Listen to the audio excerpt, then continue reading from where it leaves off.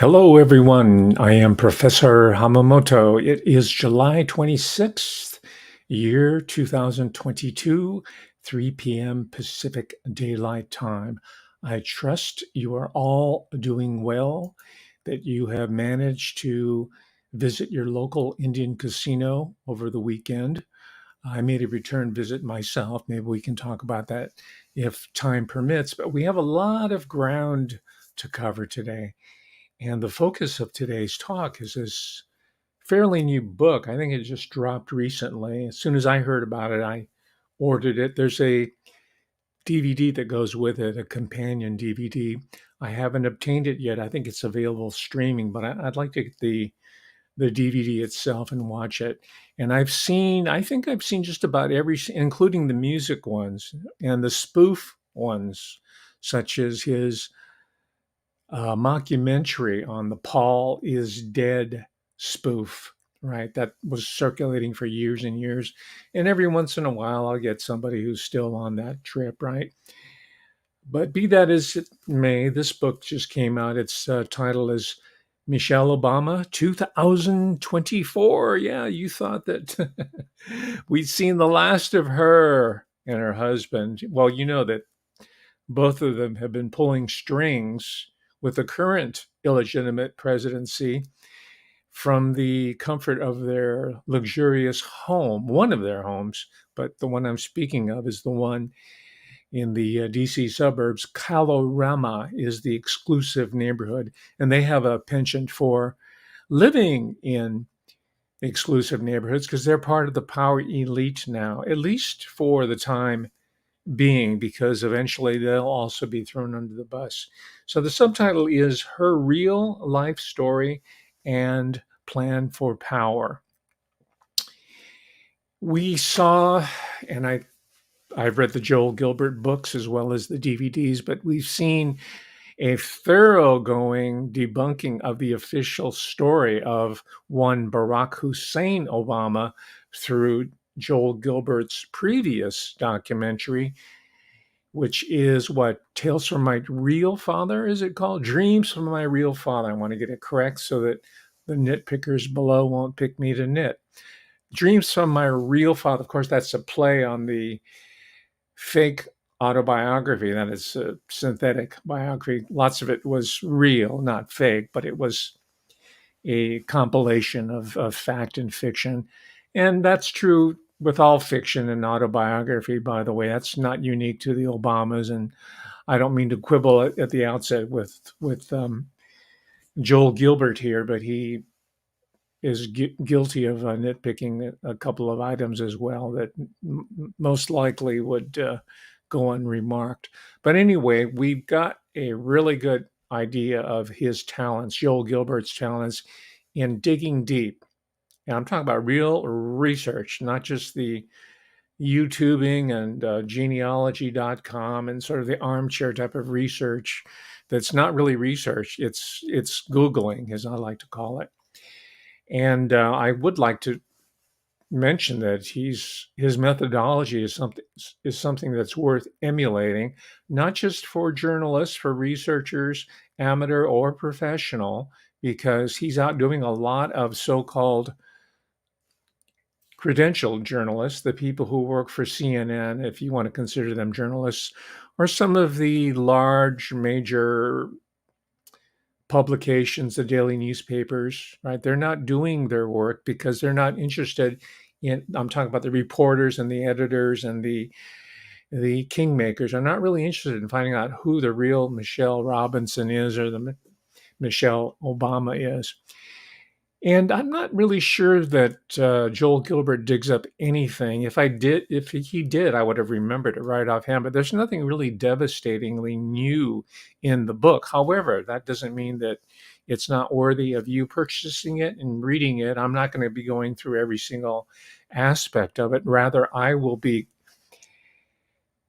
giving my own take on some of its weaknesses as well as its strengths. I think I'll state it out front. I think one of the major weaknesses is that he keeps talking about the fomenting of racial and ethnic tensions. I agree with that. And presumptively, the tension is between quote unquote black people, right? Most typically the black underclass. I think he doesn't have to specify that, but I think it's safe to assume that middle class African Americans are no threat to anybody, and definitely the black bourgeoisie. They're not a threat. They're part of the establishment, right? And by the way, historically, the black middle class has never been larger in American history because we're given this mistaken notion that the majority of African Americans are underclass gangbangers. No, that's it's a large number, a large percentage, but it's not the majority of African Americans. Some of you may know that. By the way, Michelle Robinson herself, Obama, I'll call her, and her husband, and the people who are within her circle, and they're not necessarily even African American. In fact, most of her handlers are quote unquote white, whatever that means, right?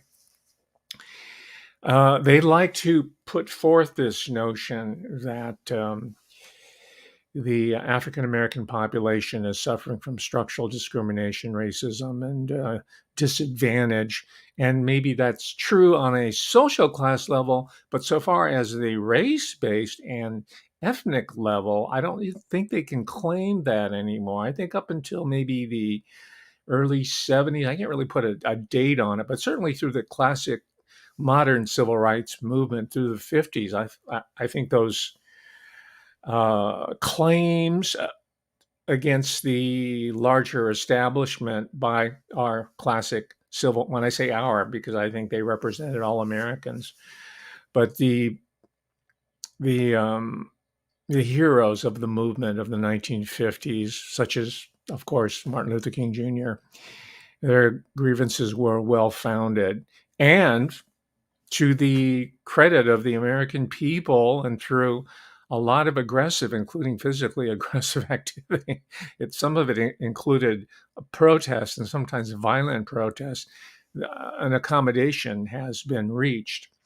Now, that having been said, I think we're in for a new round of violent protest. We just saw a glimpse of it a year ago, year and a half, right, during the so-called lockdown and through the election, through the Trump years. We had rioting in different parts of the country. Some places would be expected, parts of LA, San Francisco, you might expect Oakland, let's say, you might expect that, but also some places in the Pacific Northwest, Portland, Oregon. I never knew that was a hotbed of racial animosity, or Minneapolis, Minnesota. So um, what we're seeing there are synthetic incendiary events, I would imagine. This is not just me saying that, but I'm saying it's not going to stop there. And I'm saying more importantly, and this is the major weakness of the Joel Gilbert book, it's going to be attacking not the quote unquote white community. It's going to be, it already is happening. It's already started. It's on, man. It's on like Donkey Kong.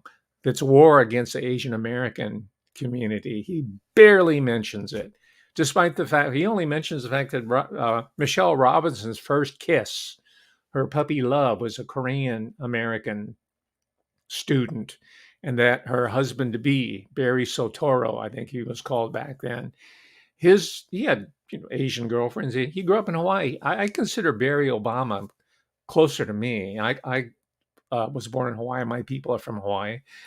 And he was raised there where he was born. Well, Joel Gilbert has one version, and it really doesn't matter at this point. The point is that you and I know that Barack Obama is a synthetic candidate, and he had to be taught blackness, and he had to learn how to insert himself in the Chicago politics. And Gilbert is right. And Barack Obama himself in his autobiography is honest about it. He wasn't getting any traction in Chicago because his quote unquote own people, that is African Americans, knew he was a phony. They knew that he was a carpetbagger. So he had to work really hard in order to rewrite the story of his life and align himself with certain figures, prominent figures within the community. We're talking about Chi-Town, right? Reverend Jeremiah Wright, that's a name you probably know.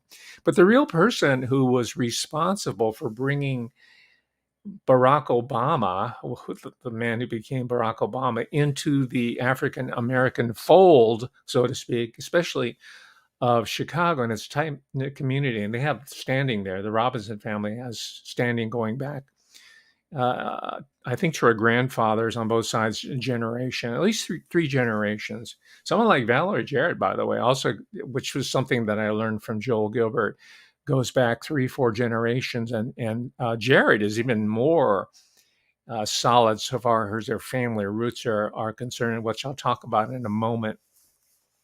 Not to speak flatteringly of her, but I didn't fully appreciate who Valerie Jarrett was until I read the Gilbert book and the implications for the Michelle Obama presidency, if heaven forbid it should happen, right, in 2024.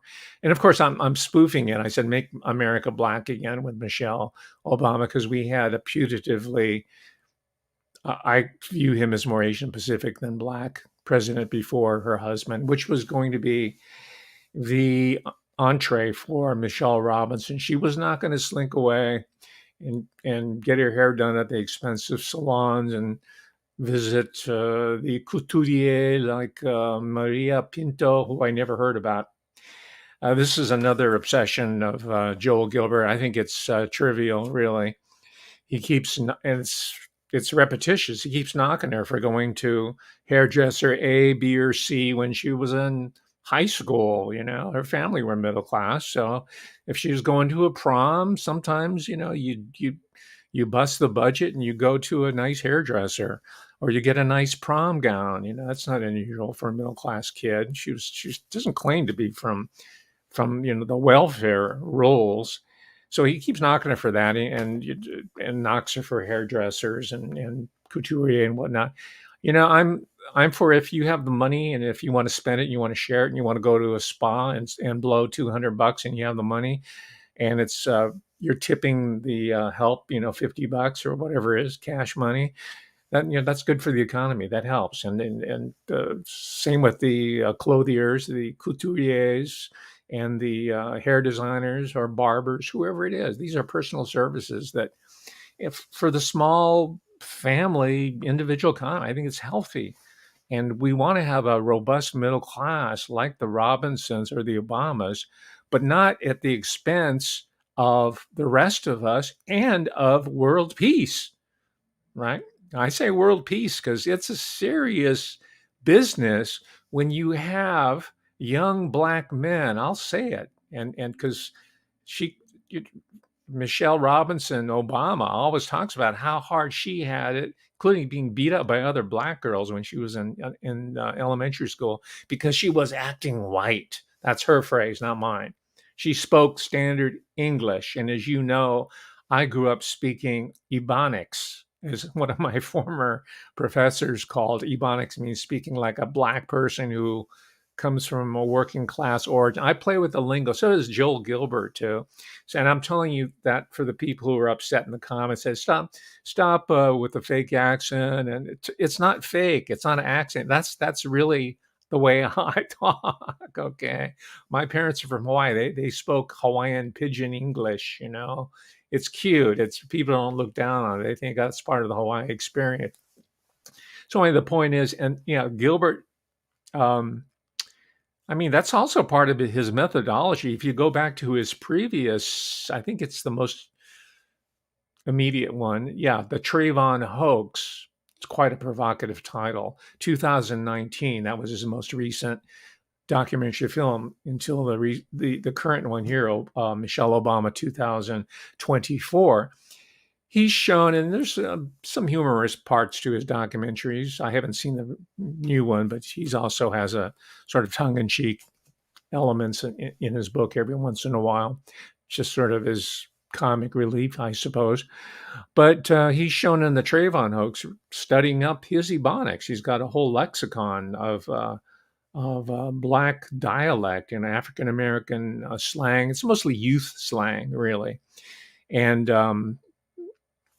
that's not unusual. That's not unique to Black people. It's young people, have their own way of expressing themselves, and also their own way of being able to look down at the on the older generation for not being down. I'm seeing that's already old fashioned, down with the new teen lingo, with very little awareness, of course, that fairly soon their little slang and their lingo is going to be old hat as well.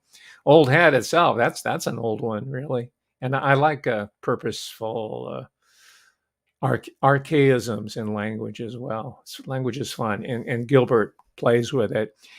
And I don't think it's fair for him to keep dinging, because he does it several times, Michelle Obama, for talking like a quote unquote valley girl. And for those of you who are outside the country, and I'm getting a lot of viewers who are outside of America, yeah, Germany and in Asian countries, Singapore, Philippines. I don't know about mainland China. I think mainland China uh, would be very much interested in today's talk in particular. So if you know people who are in overseas in mainland China or Taiwan, or the greater, even Chinese Americans who are Chinese speakers, because they're under attack right now here in America, share this with them, right? Or Korean Americans, or Koreans in Korea, because they're also the group that's being attacked.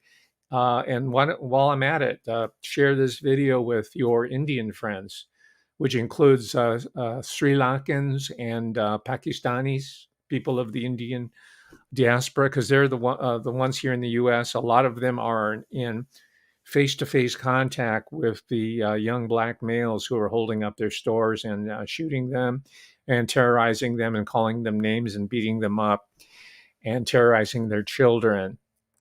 All right, and I'm going to say it because my colleagues in academia, or once my college, they'll never tell you that. In fact, they're always apologizing for the young black male, or for the cholo or the cholita or the MS-13 Mara Salvatrucha. They're apologizing. Oh, they come up from such hard scrabbled exist. Hey, man, what about the recent immigrants and refugees too, including Cambodian refugees? Some of them have small stores, and they live in the hood, right? And the hood say, well, this is a black neighborhood. We don't want no gooks here, man. We tried to kill you during the Spanish American War. We tried to kill you during the World War II. We tried to kill you during the Korean War. We tried to kill you in the Vietnam War. And now you're here taking up our space, right? You're not going to turn the ghetto into the Black Korea.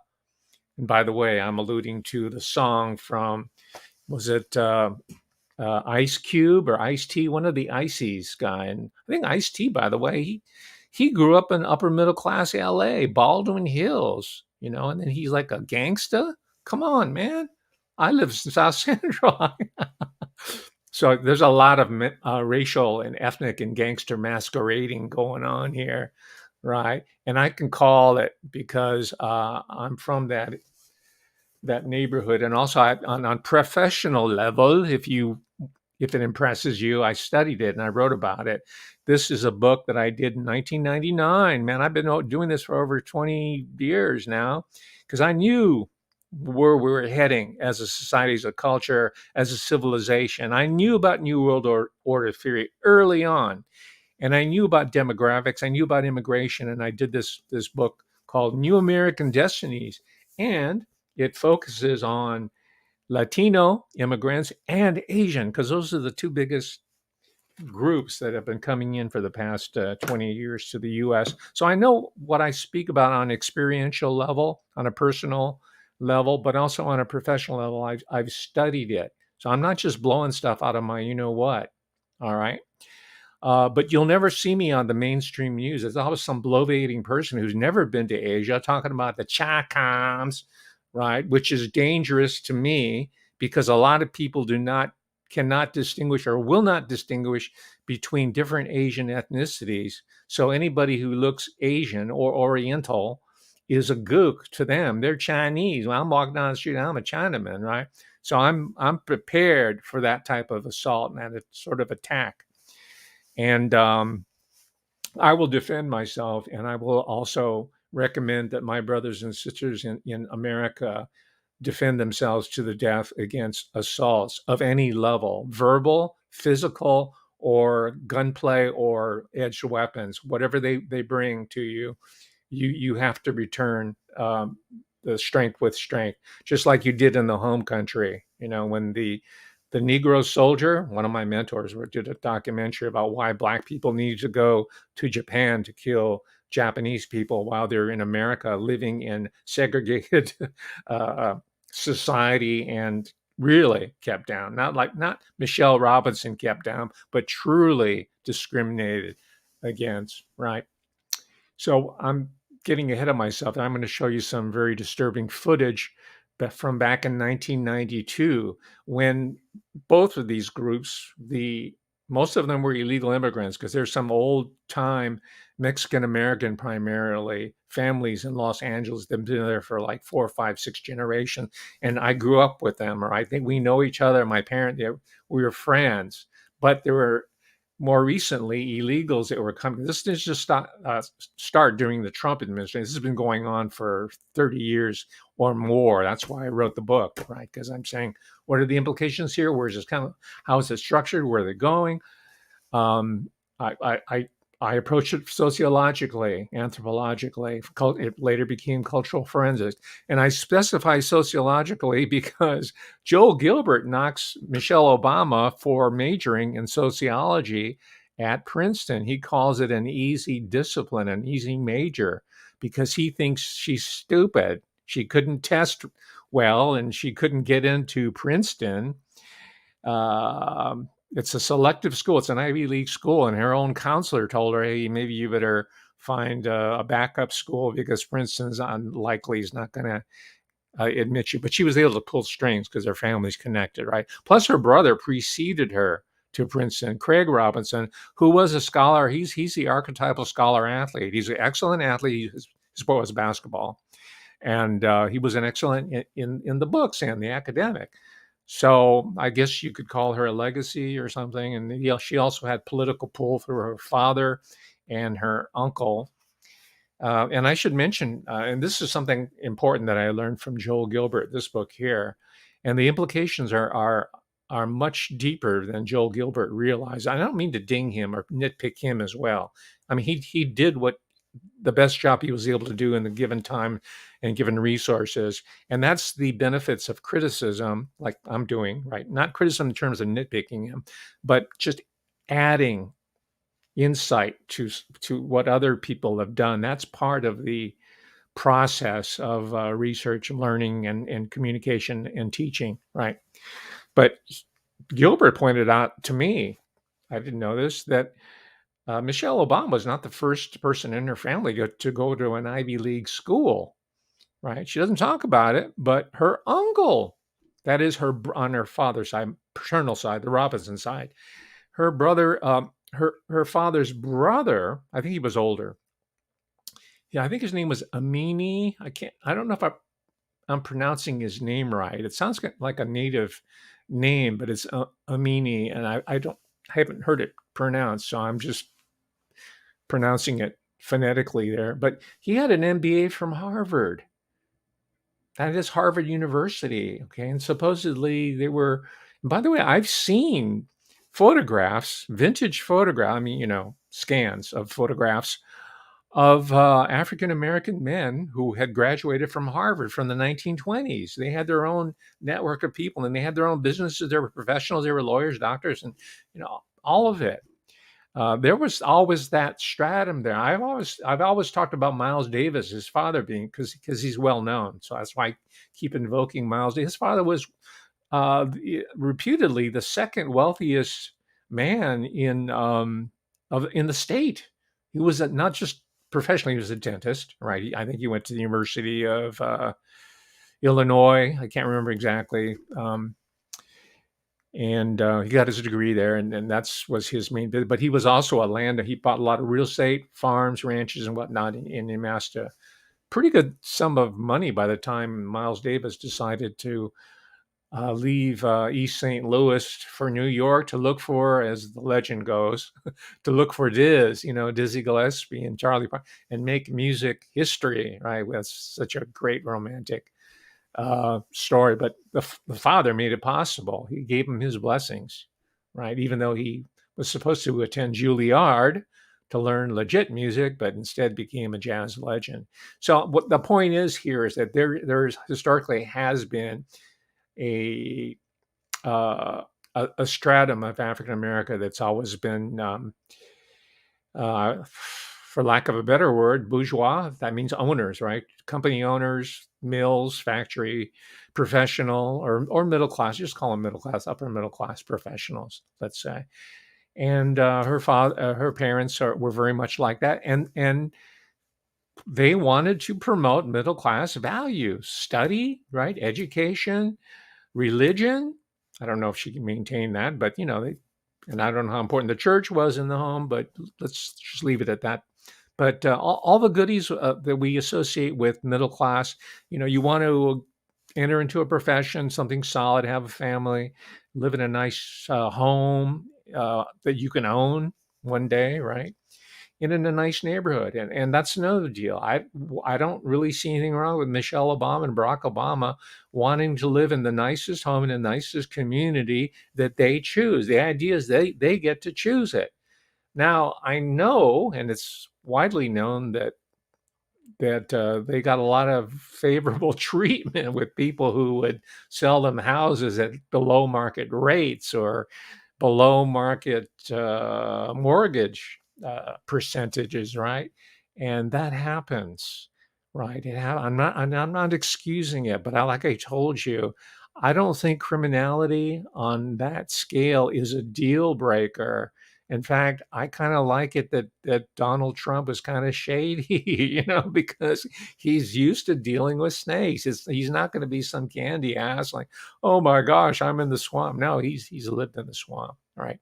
So I'm not going to ding her on that because she lived in what, Hyde Park, Evergreen, I guess the community is. I've been there. You just have to take the elevated out of Chicago proper. I can't remember how, it's 20, 30 minutes. Most major cities, it's a lot easier to because of public transportation, unlike LA. That's really what's lacking in Los Angeles. It would be really great living in LA if they had public transportation. I know a lot of people, that's sacrilege to you. You want your car, your automobile. But anyway, you can take it out there and you're in a beautiful community. A lot of those houses were designed by the great Frank Lloyd Wright. And they're intact. They're there. You can just walk right up to them. You can even peek the window, which I did. I even went up to. It wasn't a Frank Lloyd Wright home, but it was of that style, craftsman, I guess, or prairie style. And I peeked in the window of where Ernest Hemingway grew up. I didn't realize it wasn't fenced out. I think someone lives here, but I didn't disturb. I didn't I walked in there. I walked up on the porch, but I didn't knock on the door. So that's their neighborhood, and they can live there if they want to. Whatever you think about Baraki and Michelle, we'll give them a pass on that. Where they don't get a pass, and this is where the probably the most significant, outside of not even acknowledging the centrality of Asian Americans in Chicago, right? There were Chinese people, a Chinatown in Chicago, way before, I'm talking about like 20, 30 years before the large scale mass migration from the rural South, places like Mississippi, right? Arkansas. You know the whole story about the blues and how Chicago became the endpoint of that, right? I don't need to go through all that stuff. Chess Records, Muddy Waters, Chester Burnett, the Howlin' Wolf, right? And subsequent generations. Well, the Chinese were already there, but you wouldn't know it if you read this book or if you watch mainstream media or independent media, or let alone, in fact, network news covers the Asian community much more thoroughly than independent does. In fact, independent media right now, they seem to have to be operating under the same playbook. And you've heard me complain about this before, and I'm going to complain about it in reference to this book as well. There's just an incessant litany about the Chacoms. The Chinese are going to take over. They're going to invade Taiwan, and they're taking over our country here. I'm not saying the Chinese Communist Party are angels. I'm not saying any oligarchs are angels. I'm distrustful of all of them. And I am constitutionally, attitudinally, soulfully against oligarchies. Right. I want to flatten that curve out. I would prefer a more middle class society without these huge, giant oligarchic spikes out there and them looking down at us like a bunch of worms who need to be put out of existence or have our DNA rewired or our neuro system hacked so that we're rendered cyborgs, right? Those are the oligarchs, the techno oligarchs, bio oligarchs that are anathema to me. Now, the problem is that Gilbert doesn't talk about Michelle or Barack Obama. He does in one paragraph.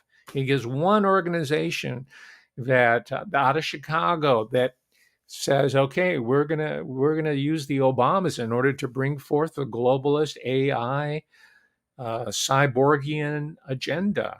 Right. So he misses that entirely. And instead, he's just nitpicking her with personality issues, right? She's a loud talking, angry black one. We've all seen that one before, right? We've seen that movie. And black people themselves make movies about angry black women. Who's the guy? Parker, is it Tyler Perry? Yeah, Tyler Perry. You might not know him, but he's one of the most successful playwrights, period, of any color in America. But he specializes on African American homes and families, right? And they have their own market. And by the way, if you go to the bookstore, you'll also see a section of romance novels that are just for African Americans.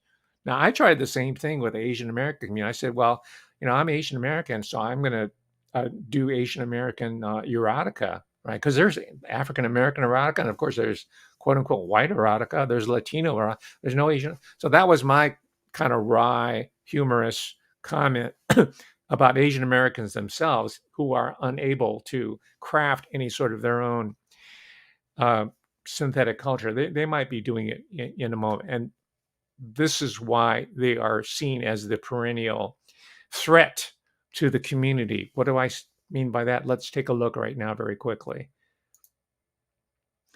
And this is big news overseas, over in China, mainland. I'm talking about Hong Kong and Taiwan, Chinese diaspora overseas. They know all about it. It's being covered up in America. You're hearing the truth here on Professor Hamamoto, because I taught Asian American Studies for 21 years, and I've written the books on it. And I'm warning America that the fall is going to be a season of rage in cities like San Francisco, San Jose, Chicago, New York, and it's going to be black against yellow. And the yellows have had enough, and they're going to start fighting back. They did in 1992 when the Koreans shot back at the Cholos and the YBMs, the young black males who were looting their stores, and they're going to do it again. All right, so let's have peace right now. Let's just all do business, have trade, love each other, come together. I'm all about love. It's much less painful, right? But by the way, all there's an upper level as well. I'm going to give a talk in the future. I think a lot of this is coming from the frequencies. People be going off from the frequencies, like the 5G, the 60G, combine that with what that they've been shooting us with. So not and also the messages, right? It's open season on the yellow man. Okay, here we go.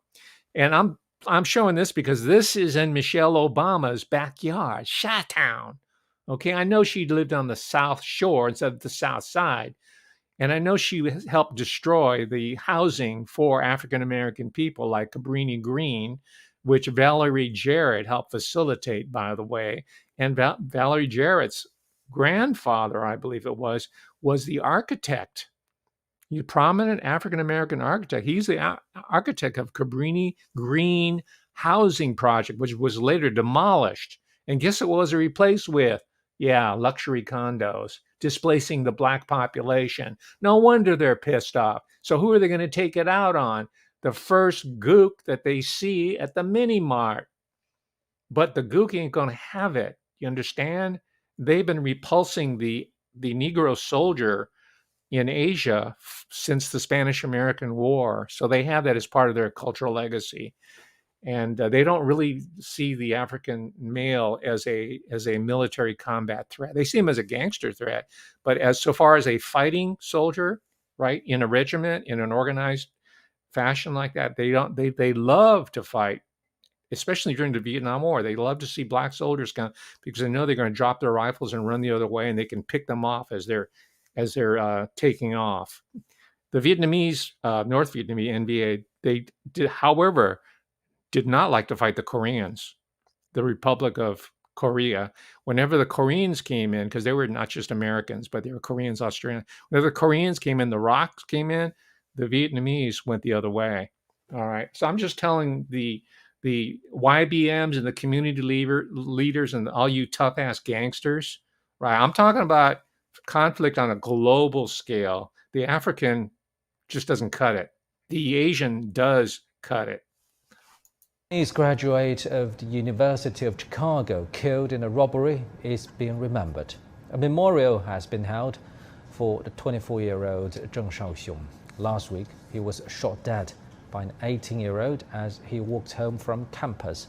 Police say the suspect tried to pawn Zheng's mobile phone and laptop.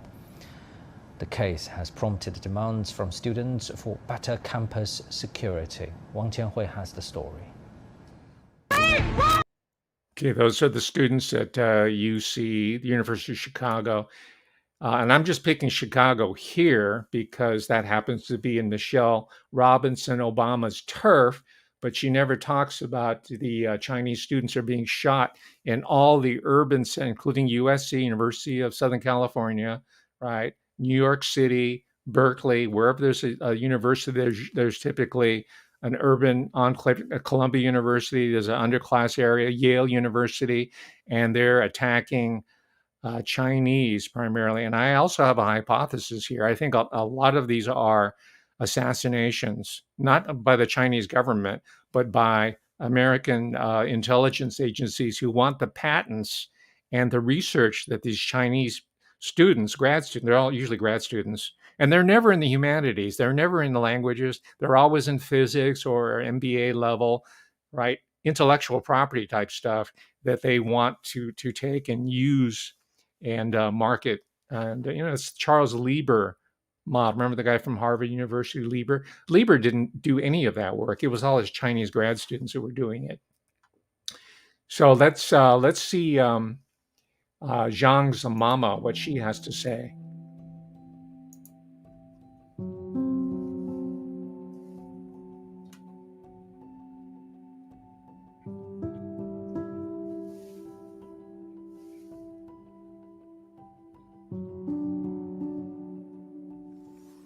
我最亲爱的儿子，我一路流泪，一路思念，一路坎坷，终于来到了芝加哥大学，来到了你追求知识的最高学府。妈妈生平第一次出国，不是去旅游观光，不是去参加你的毕业典礼，更不是参加你的婚礼庆典，而是参加你的葬礼。多么惨痛的人间悲剧！西式发展会冤屈，他要评你大板评的人这种评例。在 CBS。我们强烈谴责暴徒的凶残行径。中国政府和中国驻外使领馆一直高度重视广大海外中国留学生的安全。我们敦促美方采取切实措施，彻查案件，伸张正义，告慰逝者。Okay, let me stop at that moment. I told you that candidate Michelle Obama is overlooking an issue that's of world historical consequence. It's a national security threat. Okay, let me explain what I mean by that. You just heard the foreign minister of China, publicly say that this is unacceptable behavior, right? And on principles of extraterritoriality, the Chinese government can come to the US, as to protect its own nationals, And the US has done that in China. They have there was an assassination, a killing, or a kidnapping by foreign nationals, let's say in China specifically, and they have used that as a pretext to go in there to invade the country and take it over and occupy it. All right. Don't think that's a far-fetched scenario. So this is something that candidate Obama needs to consider. This is something that candidate Donald Trump needs to consider. This is something that the U.S. Congress and the city fathers of Chicago, the great city of Chicago, which I love, by the way, I always enjoy being there, and I walk wherever I please. I walk wherever I want to go. That's the kind of vibration I put out there. I like it because it's a big city, but it has that Midwestern feel to it. And the steaks, great. It's diversity, cosmopolitanism. Cities are great. So let's make it for everybody. All right. But anyway, there's a huge absence here of awareness, of understanding of our own high level military, as well as civil authorities at the federal, state, local levels. And Professor Hamamoto's warning you. Okay, I know I only have less than 10,000 viewers, but if you share this video, perhaps people will get the word. And I don't need to get the credit for it. I just want to invert any sort of intervention from one of the largest, if not the largest, land army in the world, right? The Red Army and their Navy. Hopefully, they're not going to be quick on the trigger like that. They have a lot of warmongers that America typically has, and a lot of retired generals who are just itching to get renewed contracts, right, on their consultancies with Teledyne and whoever else they're working for. All right. So another example, and this is where my own colleagues are abdicating the responsibility. You're being dishonest. I'm calling you out. You're phonies. You don't care about anybody except your own career advancement because you refuse to call out the young black males and the cholos and MS-13 who are terrorizing yellow people in places like San Francisco. Now, this is in keeping with the Michelle Obama biography, because one of her, they're not blood relatives, but they were raised together. Someone that they know very well, the Obamas, both of them, are Bill Ayers, right, the former weatherman. You know the story. I don't need to repeat it. And his wife, right, Bernadine Dorn, is an attorney. She had a hard time getting admitted to the bar because she never apologized for the crimes that she committed as a weather underground person that resulted in the death and killing of people. And Bill Ayers got away with it too, because his daddy's like high level Consolidated Edison. See, all of these people who are radicals, their parents are typically capitalists. They're capitalists. The radicals. The secret is their parents or their grandparents are capitalist pigs, and they create their own opposition amongst their own children and recruit people like the Obamas and young black men. They create these fake community organizations and Saul Alinsky in order to beat up on the Asian people. Well, they're using us as a buffer. In old days, they would use Jews or Greeks or people like Tony Rezko, who's a Catholic, Syrian Catholic. He's the guy that sold Obama the below market house over in Hyde Park. But now they're using the Asians once more, because we were used that way in the 19th century. The Chinese in the far west, racial scapegoating, and also Japanese American, my people, during World War II. And the history is repeating itself. So we have a lot of independent news. Dave Hodges, Alex Jones is probably the worst offender, just hitting the whole Chi-Com button all the time. Chi-Com's responsible for Wuhan. There's no talk about Fort Detrick, no talk about MIT, Harvard, or London, right? The real origins of the pestilence. Not saying that China was not involved, or Japan, by the way, were also involved. Okay, let me bring in that weather underground background. One of the people that went to prison because of the terrorist attacks on innocent bystanders. Her name was Kathy Boudin. I thought it was Boudin, but I guess it's Boudin. Well, she had a little boy. He was maybe 3 months old, 3 years old, and his name was Chesa Boudin. Chesa Boudin was adopted by Bill Ayers and Bernadine Dorn, and he was groomed to be a lawyer. And then he was sent out to the west side, the West Coast, and put in the most liberal city of them all, San Francisco, and he became the district attorney.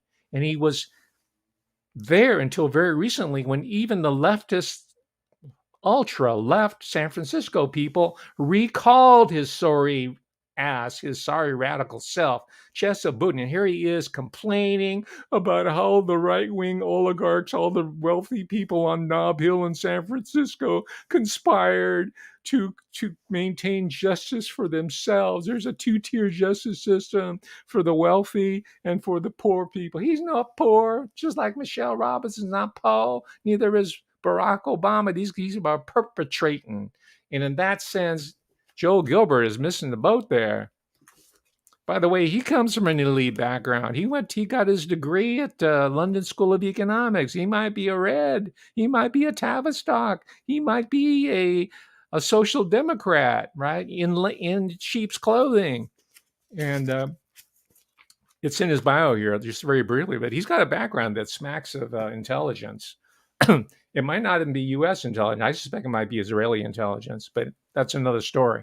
So let's take a look at Chesa Boudin complaining by the fact that he got Boudined out of office because even the San Francisco people had been fed up with the crime in their beautiful city. I like it there. We have two systems of justice. Yes. Right? We have one for the wealthy and the well-connected and a different one for everybody else. And that's exactly what we are fighting to change. People are angry. They're frustrated. And I want to be very clear about what happened tonight. The right-wing billionaires outspent us 3-1. They exploited an environment in which people are appropriately upset. Voters were not asked to choose between criminal justice reform and something else. They were given an opportunity to voice their frustration and their outrage, and they took that opportunity. Now look, we know over... Oh, shut up. Shut your face. Shut your privileged face, you scumbag.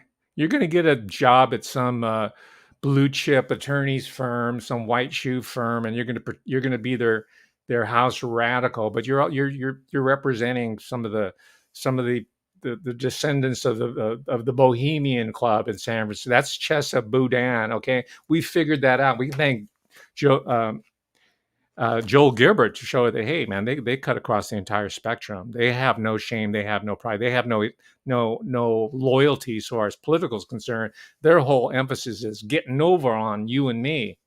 All right. So who are they using in order to buffer these tensions? They're using historic scapegoat, the Chinaman. Here you go. This is why Chesa Boudin got his booty booted out. I'm Juliette Goodrich in for Elizabeth. We begin with alarming new hate crime numbers in San Francisco. The KPIX5's Kenny Choi has a closer look on the spike in violence against the AAPI community. Kenny? We have been reporting extensively on the seemingly endless number of these hate crime incidents against the API community. Today, we heard from one victim demanding more needs to be done and that city officials have to be held accountable. It's the most brutal, terrifying, and humiliating experience of my life. Videos of random attacks against Asians proliferated during the pandemic. 69-year-old An Lei says he was beaten with a baseball bat by a father-son duo while walking in San Francisco's Chinatown in November 2019. He's now suing the district attorney's office and the city, alleging his rights as a victim were ignored, saying the defendant was given the option to plead guilty to a misdemeanor without being informed. I was cast aside, ignored, and re-victimized by the institutions. SFPD says hate crimes against Asians catapulted from 9 victims in 2020 to 60 last year. That's a 567% increase. We will do everything we can to make those arrests, to hold perpetrators. AAPI community. There Kenny? she is. We have been reporting. London Breed. She's the mayor of San Francisco. She's the new multiracial paradigm of the new multiracial America. Hey, I'm all for race mixing, but I'm not for Maoism in San Francisco or anywhere in America. And you're not going to use us again to get your political agenda over. We know it's going down.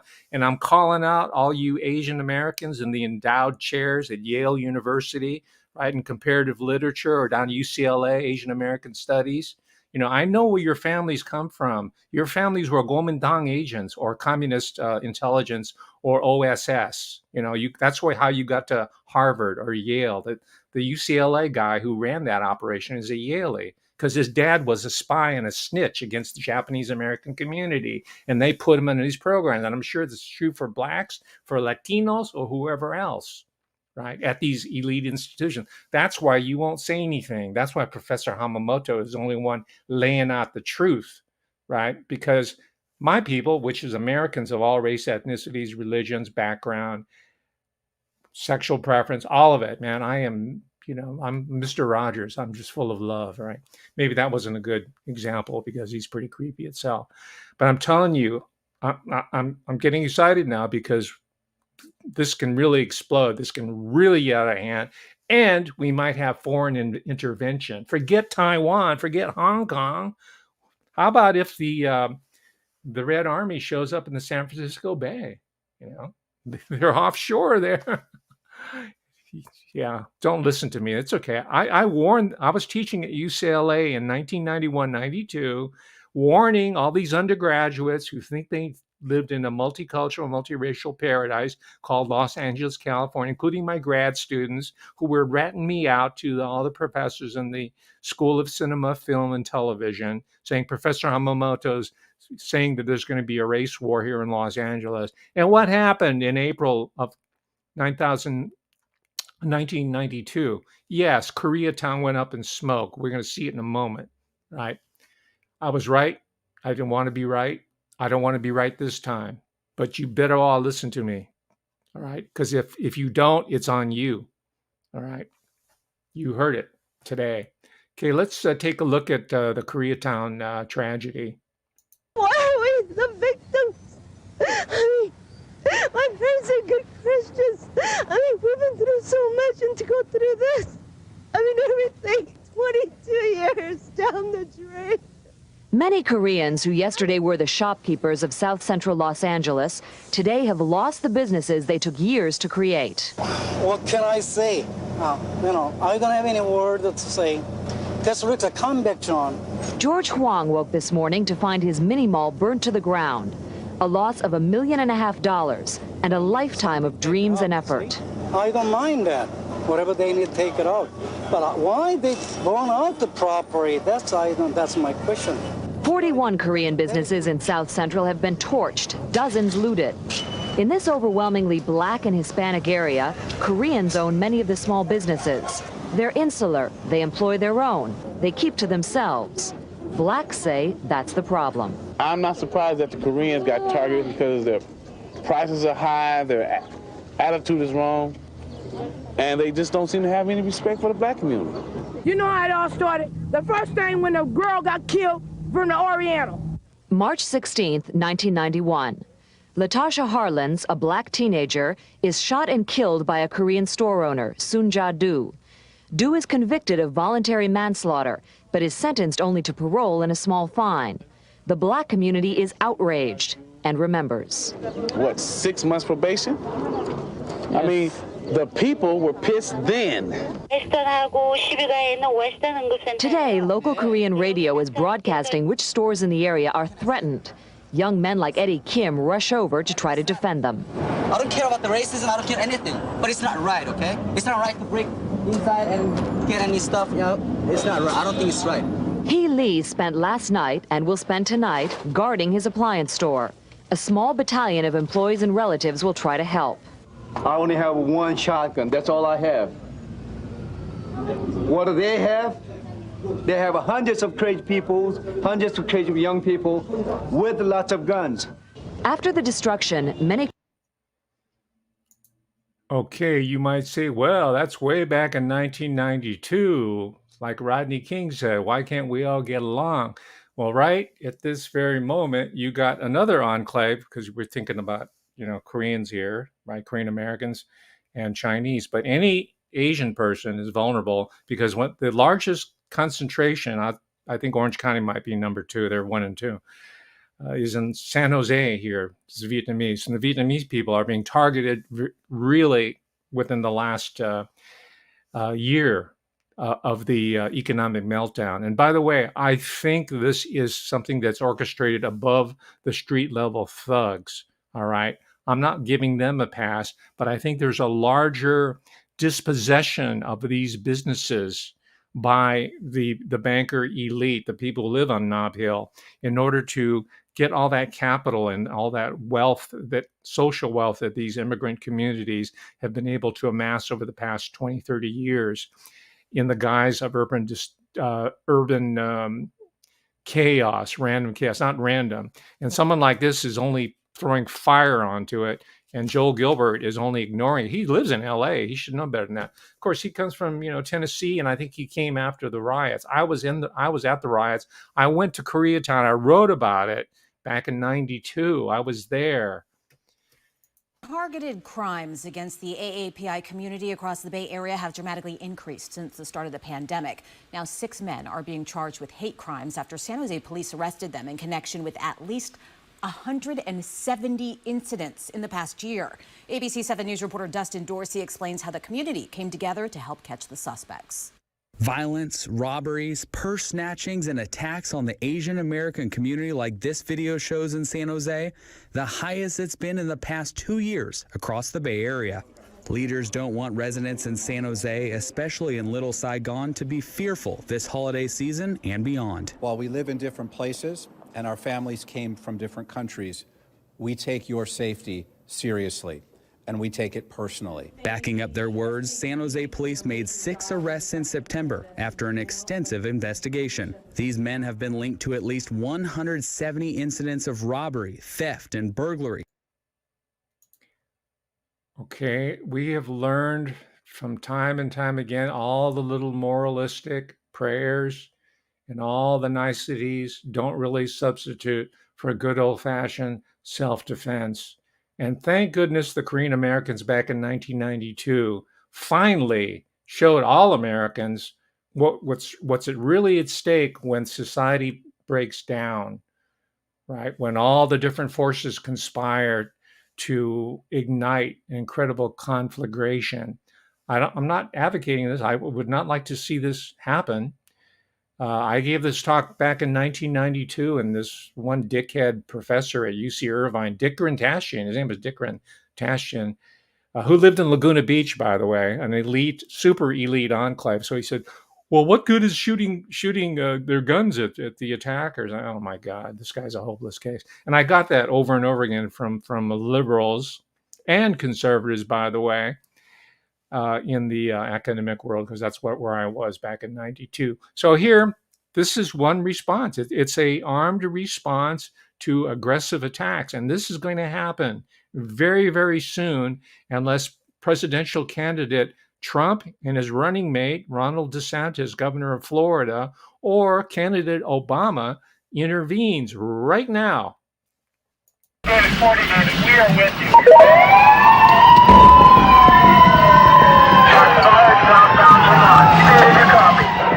At that time, I was in the gun store. Then I have received a phone call from my employer. His name is Richard Park. He also owned a jewelry store right down the block there. And he said, David, we're having a gunfighting here. So can you just come over and help us? We already called police. And when I arrived here, at the beginning, I can see the LAPD, the vehicle with like 3-4 officers were there. So, we have a police here, we are safe. But as soon as the gun fighting started, they ran away. Bye. So, we are on our own. Then what I saw from across the street is a lot of looters were armed, heavily armed, and they're shooting at us. My experience was that, whoever actually attacked and, looting the Koreatown was not African Americans. It was more likely Hispanic cholos or gangbangers. Bullet was coming to my face here and there, so I thought I'm going to get shot. So, naturally, I just trying to protect my face, my hands like this momentarily. Then I was thinking, oh, wait a minute, what am I doing? So I just, put it down. Whoever actually I saw having guns, I didn't hesitate to shoot them. Otherwise, I could have got shot. Some of them are popping up from there and there with their shotgun and handguns. In retrospect, it's a dangerous moment, and I was scared. But even though you're scared, you don't have much option. You have to fight. Korean people are very frustrated. Koreatown was damaged and destroyed. Okay, in terms of property damage and I don't know about loss of life, there was a number of people that were killed. In terms of property damage and the extent of the destruction, it was the worst in American history since the American Civil War. I think it goes back to the burning of Atlanta, Georgia. So we don't want to see this happen again, right? I've witnessed this. I've been part of it. I've studied it. I've lectured on it. And the most candid-ass people of the world are the ones in the endowed academic chairs at Yale or UCLA or Berkeley. They're Asian Americans, right? Who are working for the capitalists, and their parents or grandparents, whoever it was, were in intelligence. So that's how they got slotted in. I'm from the ghetto, though, you see. I grew up in this neighborhood. Those are my neighbors. And so I understand the relationship amongst the people. I understand the frustration. And I also know that the people that were doing the damage were being manipulated by larger forces. But that is, that'll be covered in another lecture. If you're on my Patreon, which I encourage you to do, I've already been kind of giving you signals about a talk that I'm going to be giving on Myron May, who was an attorney, by the way, who happens to be African American, who went on a shooting spree at Florida State University and later was killed by cops. I think there's some heavy technologies going on right now that weren't around back in 1992 with the attack on Koreatown, and I think they're being rolled out on a limited basis in the Bay Area, down in San Jose, and maybe in Chicago with certain target populations. That's just a guess right now. That's for our community research to check that out. That's a hypothesis that I think is quite compelling at this point. So, ladies and gentlemen, we went from the angry black woman to the angry yellow man. That's me. I'm not angry at you. I'm not angry at America. I'm angry at my own people, right? The so-called Asian Americans, right? All the different groups who have decided to look the other way and to just kind of grin and bear it, and also to accept the humiliation, the brutality of a certain small segment of these populations without doing anything about it. So it's really on the Asian American community to really to step up and represent their own interests, because you know what? Michelle ain't gonna do it. No, she's after herself. She just bought a place down in Martha's Vineyard. She has a home in Maui.